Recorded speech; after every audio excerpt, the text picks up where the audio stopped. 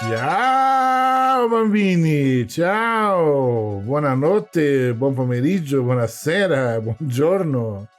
Então, sejam bem-vindos a mais um episódio do seu podcast Mondo Giallo, que você pode ouvir nos melhores tocadores de áudio disponíveis. E eu descobri ontem que agora o Spotify está nos monetizando, que eles não monetizavam nenhum podcast antes. Isso, muito bem. Parabéns pela atitude, Spotify. E tem o Aurelo, tem vários outros que monetizam, mas o Spotify estava faltando. E agora tomou vergonha na cara, né? Está nos ajudando, né? A ficarmos milionários, né? Com nossos milhões de views e plays e sei lá o que. Então, deem-nos as 5 estrelas lá no Spotify, ajuda a gente bastante. Eu vou ficar muito feliz, certo? Então, crianças, hoje vamos falar sobre várias coisas. Esse podcast é muito bom para vocês ouvirem em diversas situações. Vocês podem ouvi-lo cuidando do seu jardim, passeando com seu pet, treinando na academia, após brincar com seu peguete, seu crush favorito, no seu lugar favorito também da casa. Podem, assim, enquanto estiver com o seu fonezinho, enquanto estiver no supermercado. Tem várias situações. Quando estiver pescando, quando estiver passeando no parque, enfim, o momento que você se sentir melhor, nos ouça. Espero que sejamos uma ótima companhia, porque uma das grandes funções dos podcasts é fazer companhia para uma ou mais pessoas, para suprir a solidão de alguns, para criar aquele clima gostoso de discussão entre amigos. Os objetivos são vários, né? E podcasts são vários, né? Tem de tudo que é possível imaginar. Tá ligado ao pensamento humano, né? Existem temas de podcasts para todos os gostos e tamanhos, cores, tudo. Então, criança, esses dias, quando é que foi? Faz uns dias, fomos lá no Shopping Amália Franco, que eu não conhecia, que era na Zona Leste, que é uma coisa gigantesca, enorme, mega mastodonte, aquele shopping. E lá, um amigo nosso nos convidou para irmos ter uma experiência que eu nunca tinha tido na minha vida antes, tive pela primeira vez. Olha, alguma coisa, né, na altura dos campeonatos, alguma coisa que eu nunca tinha feito na vida. Então eu estava lá, fomos numa sala 4D cinema ver o Twisters. Sim. Eu me lembro que o Twister, eu vi no 200 anos atrás, né? No Cine Astor. O Cine Astor era um cinema maravilhoso, enorme, que tinha no Conjunto Nacional. E hoje, depois ele virou a Livraria Cultura, que também agora acabou. Eu não estive, mas eu não sei que fim levou, tá? Tudo fechado. Até não fui nem fui pra não me deprimir, né? Porque tristeza, né? O fechamento da Livraria Cultura e toda aquela vida, né, que tinha em torno da Livraria Cultura, que me marcou muito a minha vida em São Paulo há 30 anos. Nossa, a Livraria Cultura era maravilhosa. Então o Astor era onde era a loja maior. Antigamente era o Cine Astor e eu vi o primeiro Twister. E me impressionou muito, aquela vaca voando e tudo. Era um filme muito simpático, muito bem realizado. E esse, depois de todos esses anos, tudo que se passou, e estava lá nessa sala 4D para ver Twister. O que é uma sala 4D para os incautos e incautas que não sabem? É um troço que você senta num banco, ele é meio... fica acima do chão, tem uma base de... onde você coloca os pés, uma coisa meio de ferro, hein? E ele vai sacolejando e sacudindo conforme as coisas vão acontecendo no filme. E é tudo muito abrupto, muito violento, muito rápido. E aqueles carros perseguindo os furacões, e a cadeira ia pra cima, pra baixo, pro lado, e vinha vento na minha cara, vinha água na minha cara, e aquela coisa, pum, sacudia, pá, pá, pá, pá, pá. Menino, chegou uma hora que eu disse, gente do céu, o que eu vou fazer? Acabou que eu vou voar, né, nas cadeiras. Tive que me segurar. É uma coisa muito forte, não é o recomendado para levar criança. Pessoas de idade também, ou com algum problema mais sério, eu não recomendo. Embora não tenha assim, muitas recomendações. Assim. Mas é uma experiência muito interessante. Muito. Que você fica envolvido, introjetado dentro da narrativa de uma maneira muito forte, muito radical. É uma experiência sensorial muito incrível na 4D. Eu imagino assistir a Estrada da Fúria numa sala 4D. Eu imagino que deve ser a loucura. loucura. Meu Deus do céu. E entre outros filmes, aqueles filmes com dinossauros e coisa. E era muito impressionante. Tudo que aconteceu durante a sessão, a cadeira pulando e o vento e tudo. Foi muito legal, gostei, adorei. Tava com amigos muito queridos. Depois a gente passeou, a gente teve um almoço maravilhoso. Depois, mais tarde, tivemos um jantar maravilhoso. Aqueles momentos que valem a pena na vida. Tá com pessoas especiais. Foi muito gostoso. E eu gostaria de compartilhar com vocês esse momento que eu passei. Me lembro de sessões muito marcantes na minha vida, como experiências sensoriais. Eu me lembro quando teve os 40 anos do Suspiria, que teve uma sessão no Instituto Moreira Salles, e era a cópia em 4K, uma sessão única. Foi demais, demais, demais. Nossa, que sessão incrível. E uma outra que nós fomos no Cine Sesc. Olha só, vamos ver Battle Royale do Mestre Fukasaku, maravilhoso, e vimos uma cópia que veio do Japão em 3D. O sangue espirrava da nossa cara, era maravilhoso. Lindo. Lindo. O Battle Royale é um filme maravilhoso, adoro. O primeiro, o segundo é catástrofe. O primeiro, amo, adoro. Acho um clássico moderno. Que, aliás, nunca passou no Telecine Cult. Jamais vai passar, eles nem sabem que é isso. Ali, o negócio deles é repetir o mesmo filme 10 vezes por semana. Mas fazer o quê? Né? Então, teve essas sessões, assim, né? Na minha vida, da Caverna dos Sonhos, do Herzog, que era em 3D também, que uma equipe de filmagem foi naquelas cavernas que tem na França, que tem as pinturas rupestres mais antigas, né? De milhares e milhares de anos, e aquilo, nossa...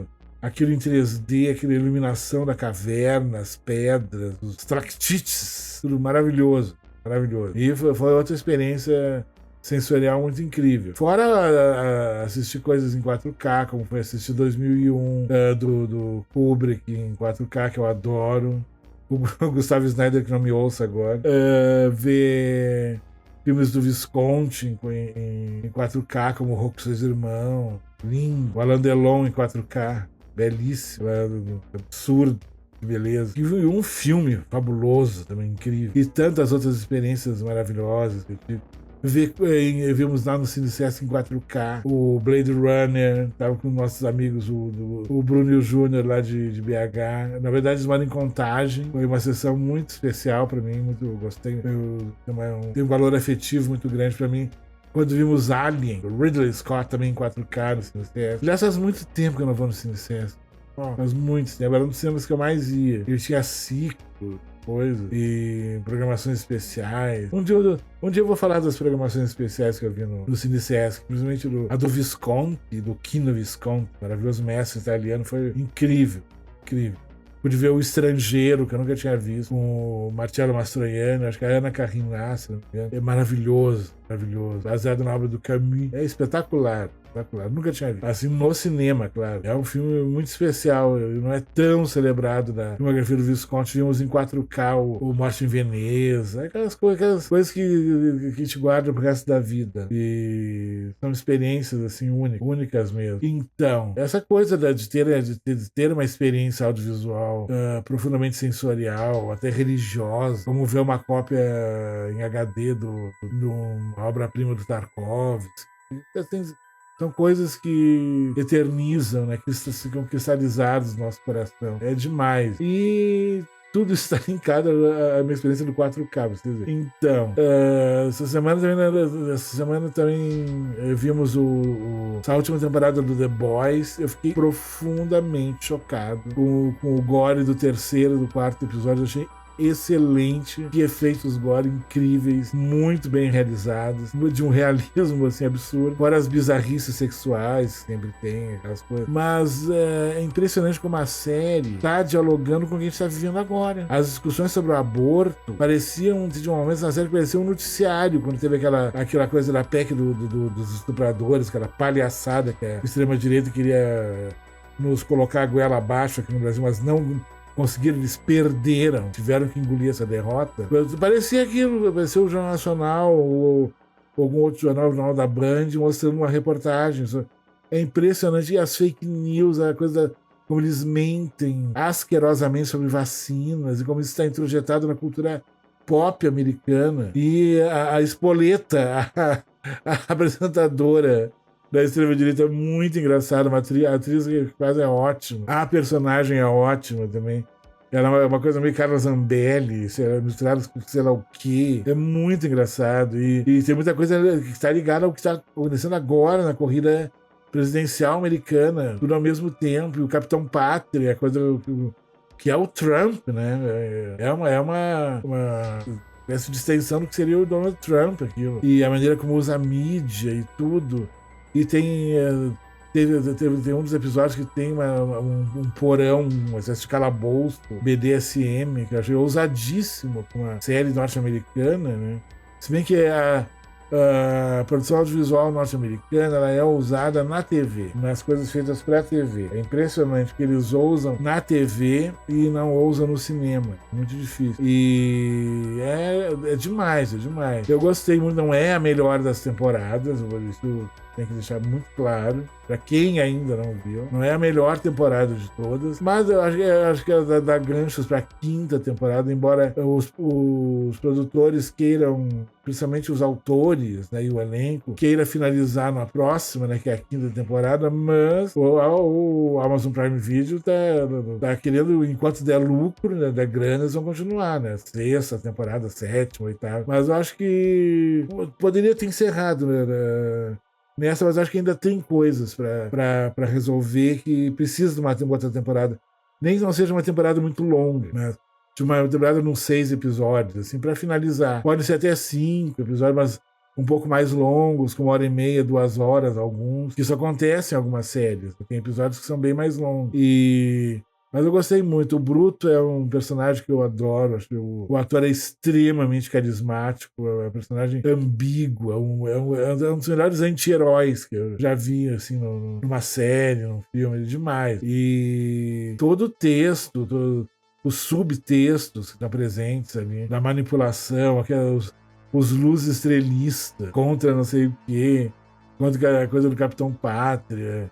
Essa coisa de uma extrema-direita, assim, que conseguiu assimilar muito bem os códigos, né? E como utilizar os códigos da cultura pop, né? Dentro das redes sociais, como a extrema-direita é habilidosa nisso. Impressionante. A esquerda não consegue ainda acompanhar muito nas redes sociais a rapidez de manipulação que a extrema-direita tem. Acho que quando a esquerda conseguir chegar nesse nível, aí a luta vai ser mais igual. Vai ser pau a pau a coisa, entendeu?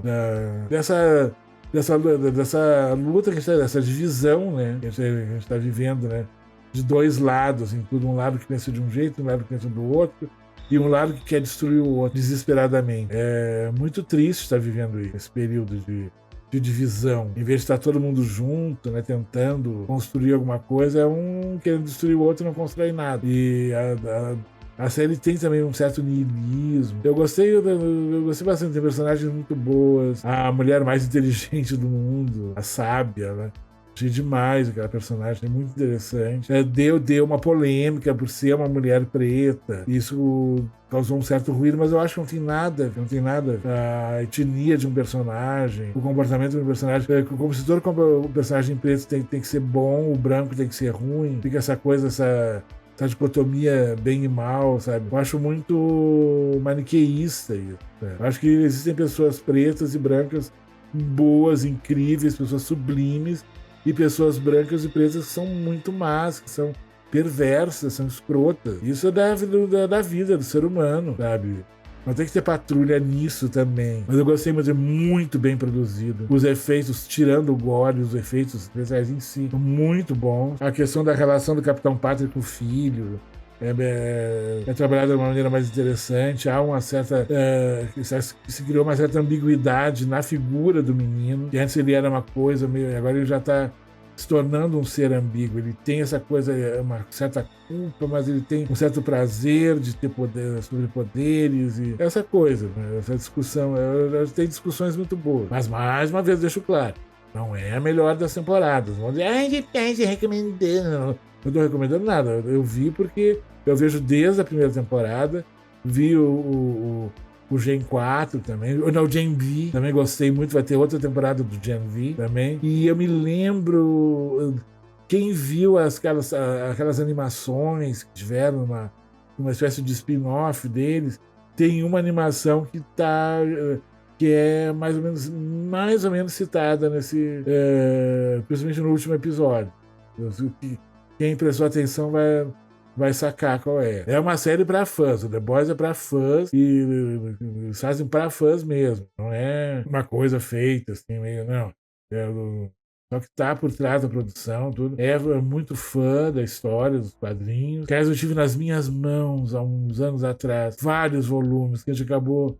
Aquelas coisas. Como você troca, você dá, e com mudanças, reformas e com as mudanças daqui, encaixota dali, desencaixa dali, você acaba perdendo coisas, perdemos, infelizmente. Mas eu acho que temos mais ou menos uma pista de onde deve estar. E na época, muitos anos atrás, quando eu tive, eu achei que é legal esse HQ, eu nunca tinha visto. E quem diria, anos depois foi virar essa série super cultuada, tem muitos fãs, e aí os fãs estão bravos, tem fãs que estão bravos. Imagina, gente, não é menos, é uma série, é pra curtir, sabe, pra maratonar, faça uma comida bem gostosa, peçam uma comida que vocês gostem, e fiquem maratonando aos pouquinhos. É isso aí, gente, menos, sabe, a vida é tão curta pra ficar, sabe, se lamentando e se revoltando. E que bobagem. Vamos curtir. Um dia de cada vez, sabe, sem crise. Se o material é ruim, se não tem qualidade, paciência. Não, sabe, parte pra outra. Série é o que não falta. Bem pelo contrário, série tem demais, né? Tanto que até o Urso agora é da Disney. A Disney diz que a nova série Disney. Não, Disney comprou. Tá comprando, daqui a pouco tá comprando. Daqui a pouco eu sou funcionário da Disney, não sei. Eles estão comprando tudo, mas o Urso é muito legal. Vale a pena. Adoro. E o que mais que eu tinha que falar essa semana? Eram tantas coisas. Fiquei sabendo esses dias também, que o romance Tubarão, do Peter Benchley, que quando o Peter lançou o livro, ele já foi imediatamente comprado para virar filme. Uma coisa que foi, na época foi um acontecimento, quando ele foi lançado, tudo. Inclusive tem conexões com outro filme que daqui a pouco eu vou falar. E isso é o lançamento do livro Tubarão, que é de 74. Ele está fazendo 50 anos do nosso querido Tubarão. E eis que no ano seguinte, em 75, né? Eu estava lá.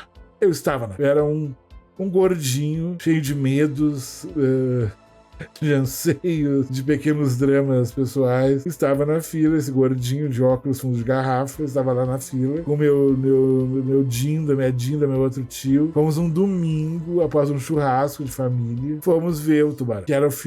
E o Tubarão, do Steven Spielberg, foi o filme que mais vendeu ingressos na história do Brasil, do nosso país, Brasil.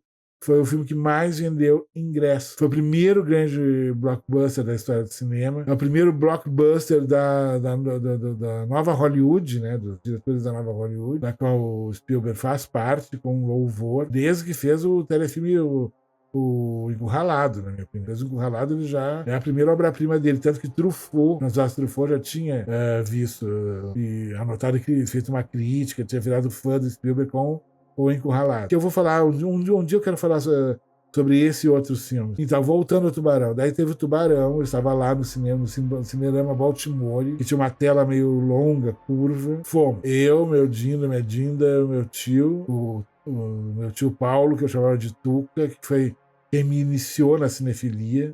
Eu hoje amo o cinema, coleção, tudo graças a esse meu tio que infelizmente já não está aqui entre nós fisicamente, mas o legado dele até hoje, sabe? Uma coisa que está sempre do meu lado. Eu adorava ele. A gente tinha uma relação muito incrível, muito forte. E fomos ver o Tubarão. E a minha vida, a partir desse dia, era uma coisa e virou outra depois da sessão. A experiência que eu tive ao ver o Tubarão foi uma coisa... Virou uma chave, assim, única. Era diferente de tudo que eu já havia visto. E a visão era perfeita e tudo era perfeito. A imagem linda.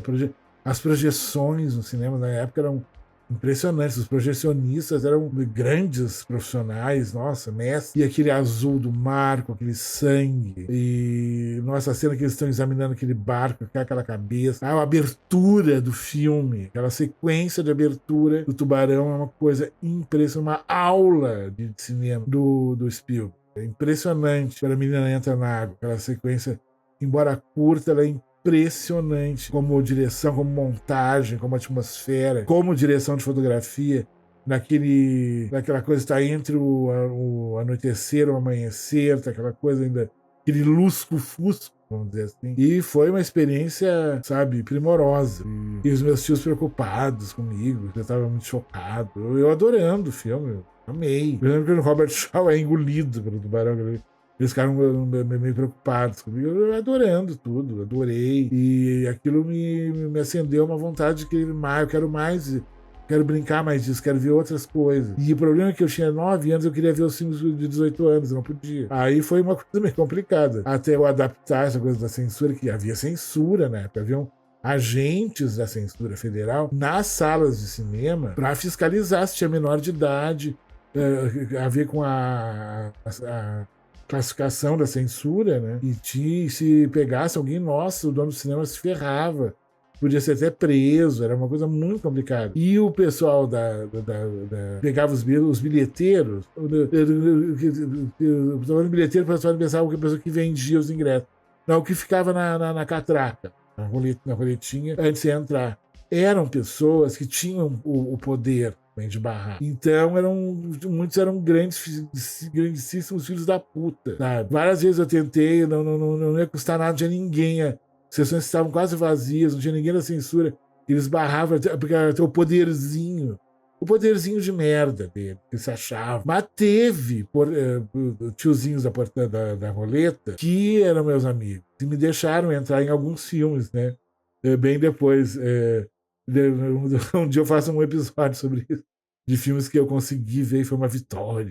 Um spoiler, um deles, a mulher de La Bête e a Besta, do Brock, que é um filme que é uma versão da Bela e a Fera um pouco, vamos dizer, extrema, vamos dizer assim. Tem umas cenas meio... e também o Contos Imorais dele, que tem famoso episódio da Condessa Bathory, que é a Paloma Picasso, que ela toma banho com sangue de virgem pra se tornar eternamente jovem. Eu vi isso. Mas no início, o primeiro episódio, tinha uma menina que fazia umas brincadeiras com os pepinos, assim, era uma coisa meio... Mas fica para outro episódio. Bom, e isso foi no Cine Cacique, vamos dizer, o grande Cine Cacique. Outro cinema de Porto Alegre que eu quero fazer um episódio só sobre os filmes que eu vi no Cacique. Como eu quero fazer sobre o Cine Bristol, eu quero fazer sobre o Cine Cacique. Mas voltando ao Tubarão, sempre retornando ao Tubarão. No romance, no livro, tinha algumas diferenças. Por exemplo, a personagem da mulher do Roy Scheider, da mulher do xerife, ela tinha um caso com o oceanógrafo,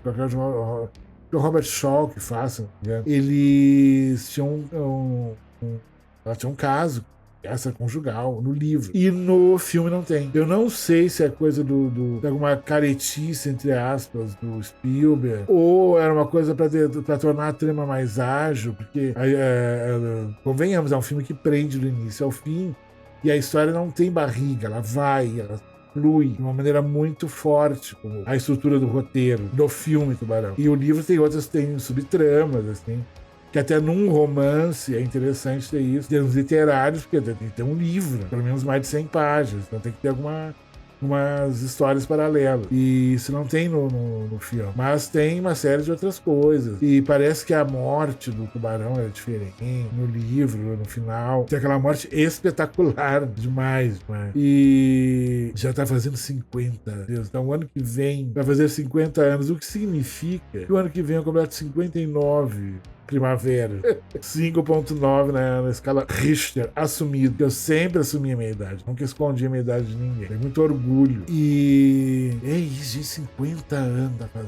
Meu pai até. Tem história nisso. E eu vi no cinema Baltimore o filme e foi inacreditável. Pra vocês terem uma ideia, tinham cinemas no centro que já tinham sessões do Tubarão às 10 da manhã. Então, a criatura, a incauta tomava café e ia ver Tubarão.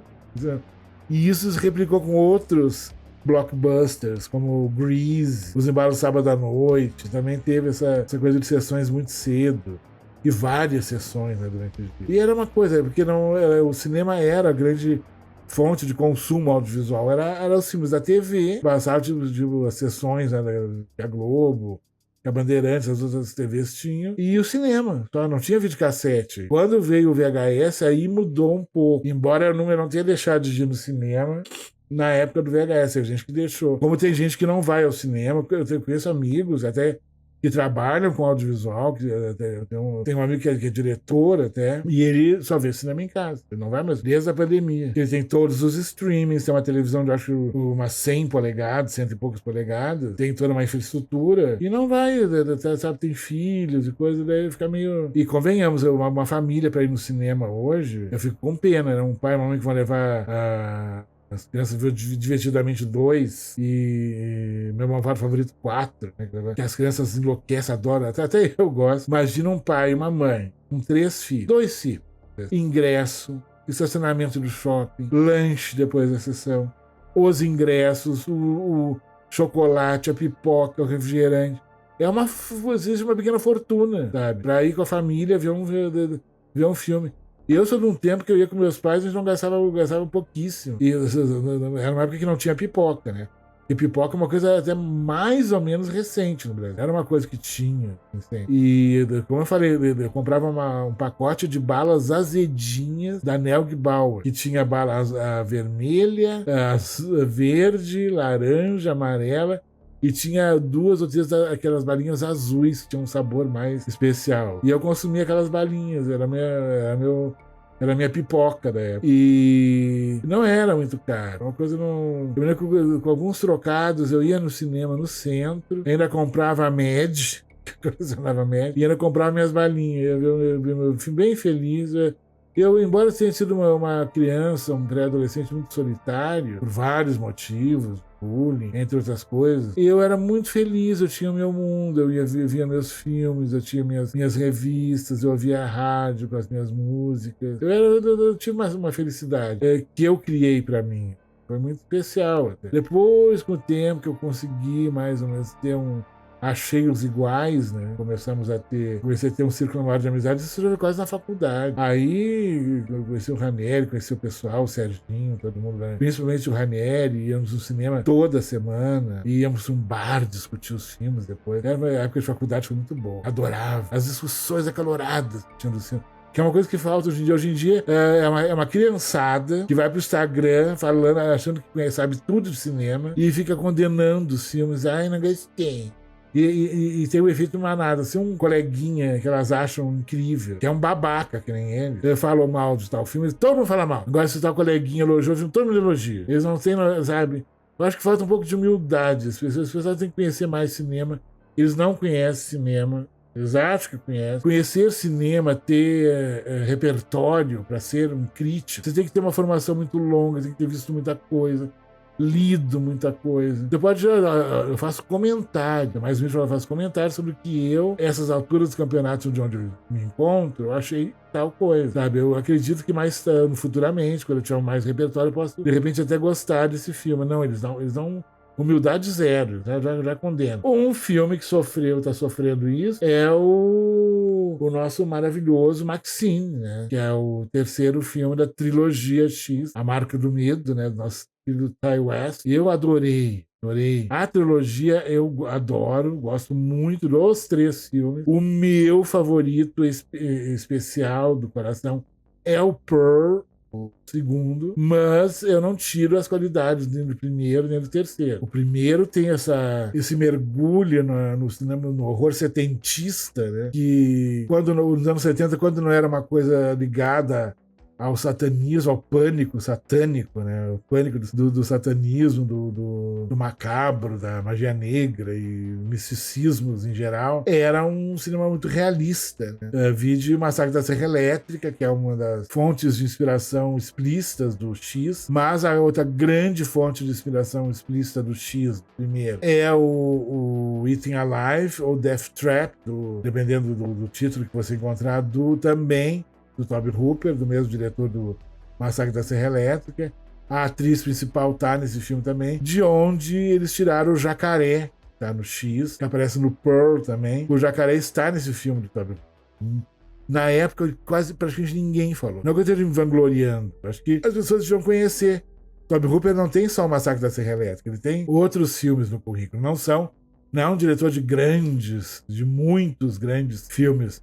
Mas só o Massacre da Serra Elétrica 1 e 2 e esse Eating Alive, que não é o do Humberto Lenzi, não é o de Canibais, é outra coisa. É um filme que tem o mesmo título, mas é diferente, é de 76. Ele fez 2 anos depois do Massacre da Serra Elétrica. Que tem um psicopata, que tem um jacaré também, que termina de devorar as suas vítimas.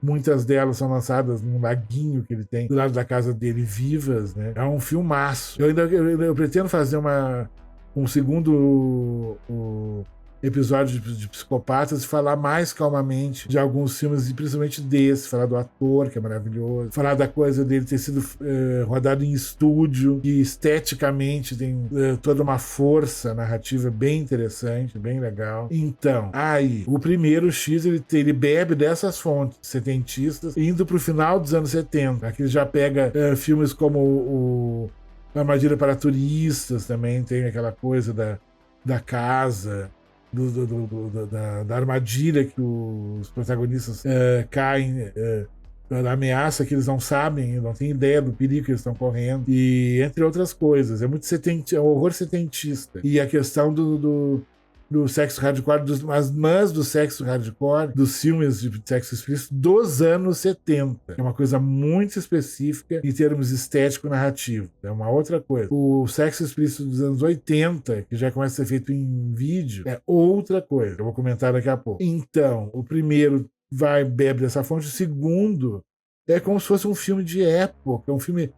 É quase um filme dos anos 50, sabe? E com toda a atmosfera perturbadora, mórbida que tem o filme, a história da Pearl, da mãe, do pai, a mãe que fala que ela é de ascendência alemã, o pai doente, ela enlouquecendo, ela querendo ser uma estrela, tendo esse desejo, que é castrado, né, que é aniquilado pelas circunstâncias da época e a loucura que isso ocasiona nela e os caminhos que isso abre, né? E a violência do filme, o final muito mórbido, muito Ed Gein, com aqueles corpos putrefatos, lembra muito Ed Gein. O Ed Gein era o famoso psicopata americano, ele tinha na sua casa a sua família de múmias, né, em putrefação. E ele falava com a mãe morta também, que ele dizia para ele matar as meninas, né, ele ouvia. Assim como o Norman Bates do Psicose, né, ouvia, a mãe, mate-as. Assim como o Jason ouvia, entre aspas, ouvia a mãe falando, mata eles, mamãe, mata, que na verdade não é ele, é a mamãe, e que até esse kill é o desse maneirismo da trilha do Manfredini, né? Então, o Pearl é o cinema clássico americano, classudo, uma fotografia bonita, um colorido especial, e a Mia Goth, né, numa atuação devastadora. É um crime ela não ter sido indicada ao Oscar. É um crime, tá? Soberbo, grande Mia Goth. Então, teve esses 2 primeiros episódios, agora depois aí ficou toda uma celeuma, que ia ter o terceiro, que ia ser em Hollywood, nos anos 80, e todo mundo ficou desesperado, e gritavam, e esperneavam, meu Deus, né? Aí estreou outro no Maxim. Só que aí a criançada foi ver. Aí é isso. É aquilo. Teve gente que falou bem, até bem, corretamente, mesmo não concordando. Teve gente que falou muita bobagem. Teve gente que falou mal pra aparecer por causa que o filme tava muito hype. Então vou falar mal de um filme hype pra eu ter o meu hype. Eu acho patético, acho pequeno, acho provinciano, ridículo. Mas fazer o quê? Cada um faz o que quer da sua vida, tanto que assuma as consequências. Tudo na vida tem suas consequências. Não pense que não tem. Tudo na vida tem suas consequências, inclusive as opiniões que nós damos. Tem que ter estofo pra segurar a bronca. Porque não é todo mundo que concorda com a gente, não é todo mundo que concorda comigo, tem gente que me detesta, tem gente que queria que eu não estivesse aqui falando. Bem pelo contrário, que eu tivesse uma situação bem pior. E a coisa é pesada, a inveja é pesada. Mano, falando do Maxim, um 3x, que é do triplo X, que seria a coisa da pornografia mais extrema, ela tem 3x, não é só um filme X, de classificação X. E diga-se de passagem, teve muito filme que, por exemplo, o Canibal Holocausto, ele teve classificação X nos Estados Unidos. Ele passava nos mesmos cinemas onde passavam os filmes pornô. E era tudo no circuito Grindhouse do centro das grandes cidades, né? Na Rua 42, em Nova York, tem um documentário sobre a Rua 42, e essa coisa do Grindhouse, da sessão dupla. Tanto que o Blu-ray que eu tenho aqui, que é um clássico para colecionadores, é da Grindhouse Release, do Cannibal Holocausto. Maravilhoso. E era um filme que passava nessas salas X, que era a mesma dos filmes pornô. Estava vendo, por exemplo, no cinema do lado estava dando Garganta Profunda, do outro lado estava dando Canibal Fera, por exemplo. Coisa assim, dando um exemplo bem aleatório. E era isso, né? E o Maxine tem o Ti West, ele certamente ele viveu profundamente os anos 80, assim como eu. Eu sou cria total dos anos 80. Eu me formei nos anos 80. Meu gosto cinematográfico musical foi formado nos anos 80. E eu sou da geração MTV mesmo. Eu peguei o início da MTV e de como a linguagem dos videoclipes mudou a linguagem do cinema da época. Porque a linguagem de videoclipe se vê nos filmes dos anos 80. A maioria deles. O padrão de montagem, o padrão de fotografia, principalmente. E as músicas, nem se fala. E esse filme tem tudo isso. Ele já começa. Ele começa de uma maneira interessante, assim, já lançando um enigma pro espectador, que mostra um vídeo caseiro de uma menininha. Claro que a gente vai...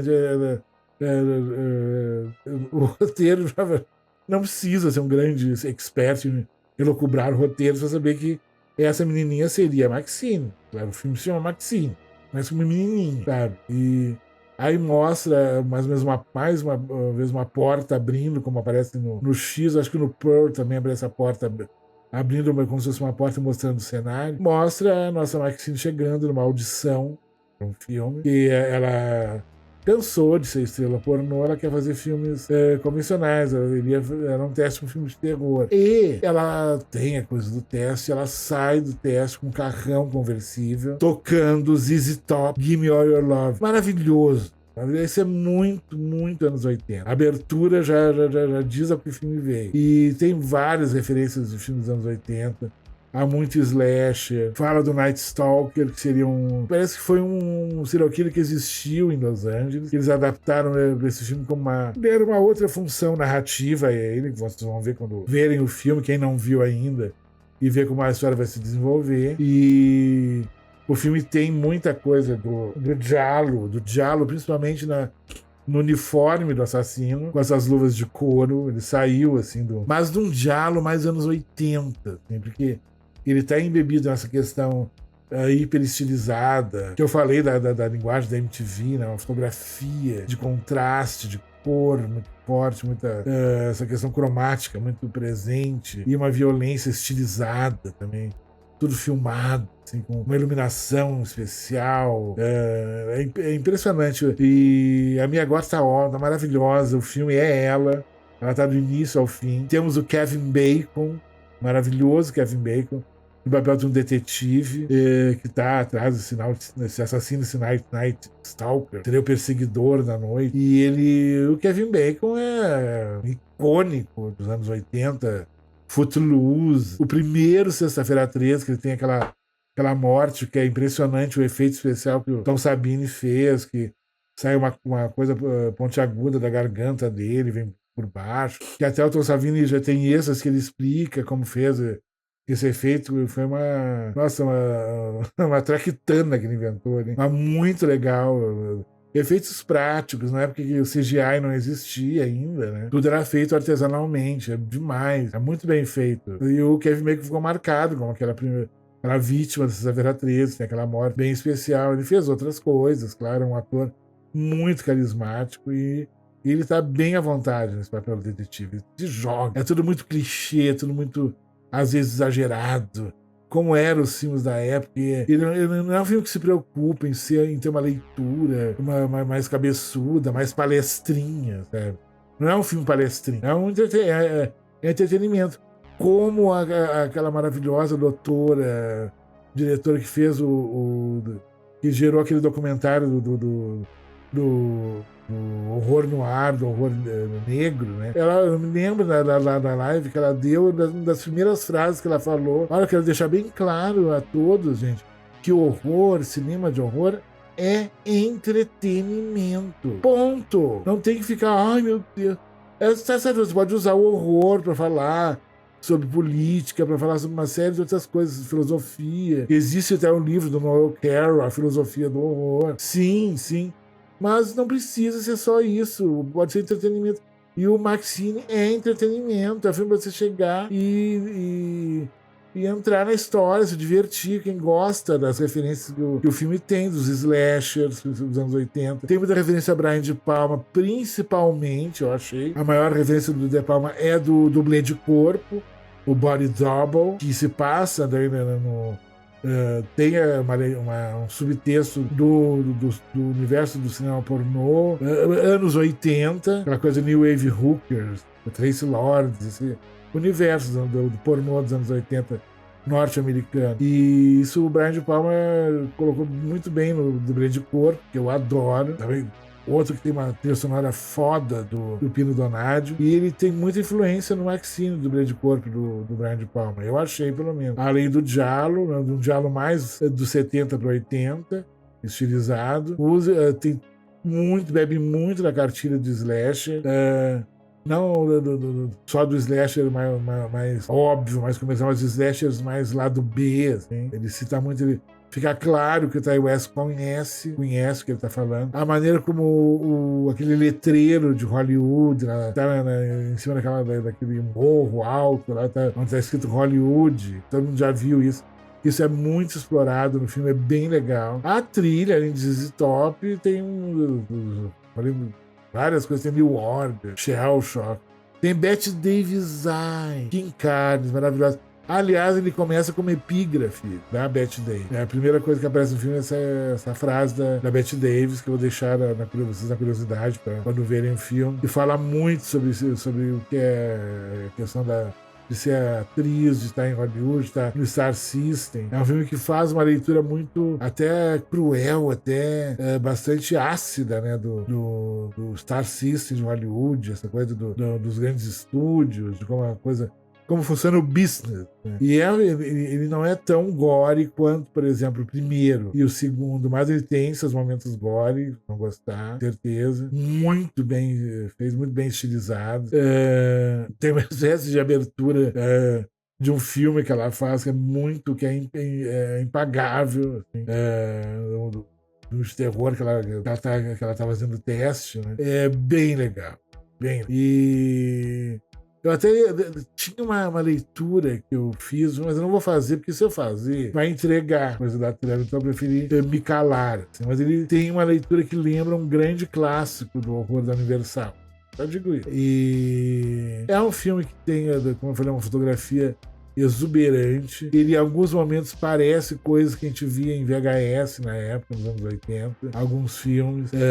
Lembrou Liquid Sky, sabe? Tem umas coisas assim que ele lembrou. Muito legal. Muito legais mesmo. Essa década do neon. E a trilha tem muita coisa. Como eu falei, tem uma playlist no Spotify com a trilha do Maxine, que eu já salvei, ouço muito. Vale muito a pena. Bem legal. Dá pra deixar rodando a trilha sonora. Tem heavy metal, metal farofa. Nosso farofão 80, tá lá, tem também. Tem de um tudo. Tem de um tudo. No filme, vale muito a pena. Vale muito a pena mesmo. Não vão atrás do que o pessoal tá falando.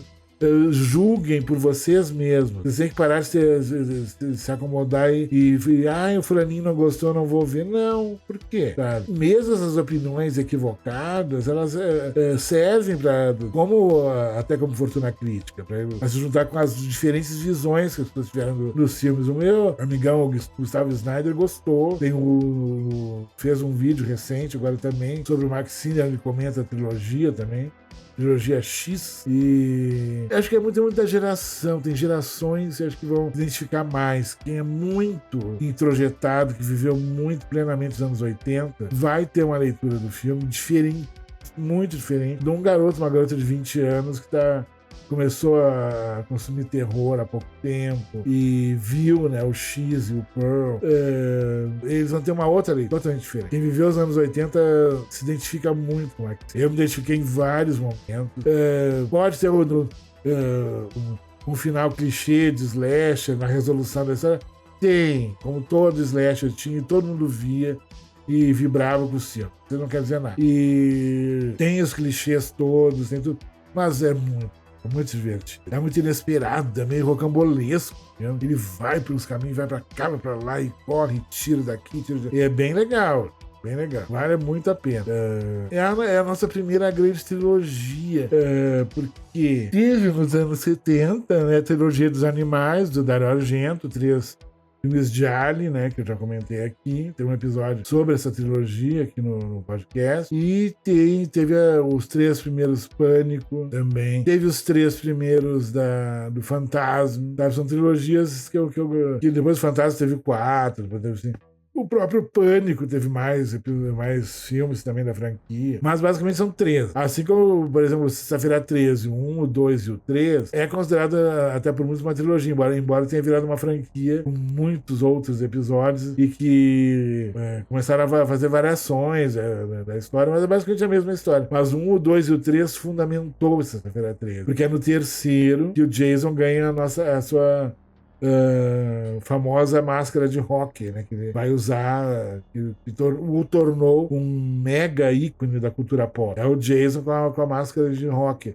Só que ele só coloca essa máscara no terceiro filme. O primeiro não aparece. E o segundo ele tá com aquele pano no rosto que lembra aquele assassino famoso, né, que gerou aquele filme a cidade que temia o pôr do sol, tem um nome assim, que é um assassino que existiu, que atacava casais ao anoitecer e que usava uma máscara como para tapar o rosto, esse pano no rosto, uma peça de saco, só com um furo no lugar dos olhos. E que até hoje não se descobriu a identidade desse assassino, diga-se de passagem. E essa foi a inspiração para o Jason do segundo filme, da Sexta-feira 13, parte 2. E depois é no terceiro que ele vai estar com o uniforme completo. E o uniforme para o assassino é fundamental. Vide os filmes de Alien. Não existe filme de Alien sem as luvas pretas, né? Sem a capa de chuva, sem chapéu, sem todo o uniforme. E que também está presente no Maxine, né? Muito couro preto. O couro preto está gritando. Isso é muito legal, muito incrível. Que eu me lembre, era isso que eu teria para dizer. Talvez, se por acaso faltar alguma coisa no episódio da semana que vem, eu complemento. Tivemos uma pausa de uma semana, você deve ter notado, né? Agora voltamos, certo? Uma pausa de julho, vamos dizer. Na verdade, eu tive uma consulta, tive umas coisinhas, tive que dar uma paradinha no dia. E eu não gosto de gravar de qualquer jeito, qualquer coisa. Eu gosto de falar quando estou bem à vontade, pra conversa render, pra ficar todo mundo bem, né?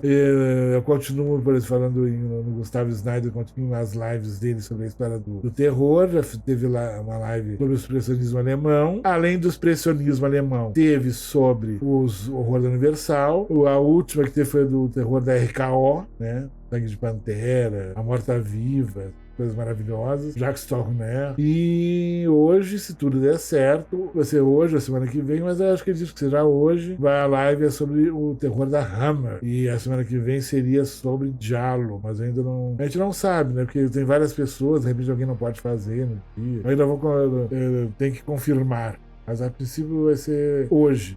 Mas daí fica lá no YouTube, né? Pra vocês irem, compartilharem, curtirem o canal do Gustavo, darem uma like, começaram a seguir. Ele é um querido, vale a pena seguir o conteúdo. E é isso. Mais uma vez, saudando de novo os queridos, né, do Fantasmundo e do Que Diabo é Isto, que faz um trabalho muito bom, muito incrível. Me atualizo muito com eles no Instagram, gosto dos dois. E cada um numa ponta do mapa, né, um em Recife, outro em Porto Alegre. E eu pretendo falar de outros podcasts, canais, coisas que eu descobri. Eu compartilho com vocês. Certo? Então, até o momento é isso. Será que eu tinha mais alguma coisa para falar do Será? Ele tem, como eu falei da questão da fotografia, ele também pega muito da fotografia colorida, de contraste, muito ligado a toda a cultura pop da época, também das produções pornô dos anos 80. Que é o caso do New Wave Hookers, com a Tracy Lords, que foi uma estrela da época. E esse similar, oitentista. Embora é outra coisa, é outra estética, é outro padrão de tudo, que são filmes feitos em VHS para o mercado da época. E é isso, acho que como complemento do Maxine, por enquanto seria isso. Mas qualquer coisa no próximo episódio. Eu sempre me esqueço de alguma coisa. No próximo episódio complemento, tá certo? Fiquem em segurança, se cuidem. Um mega beijo a todos e até mais.